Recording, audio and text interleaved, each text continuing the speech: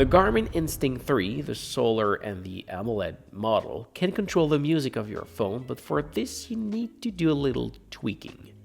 Usually on most Garmin watch, when you press and hold the lower left button, this will bring you to the music app. But by default, the Garmin Instinct, when you press on it, it goes to the altimeter, barometer, compass. If you want to change this, you will need to press and hold the menu button, press the menu button, go into system, and it's the very same thing on this one. Go down to hotkeys.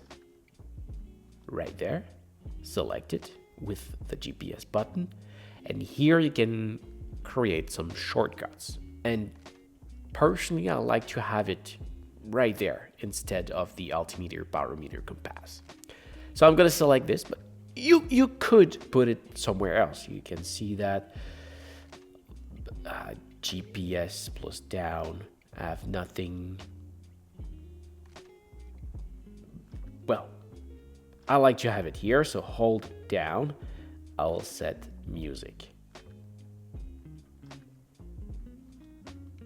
Music controls. I select that, and from there, from anywhere I am into the watch, if I press and hold that button, I now have access to the music app.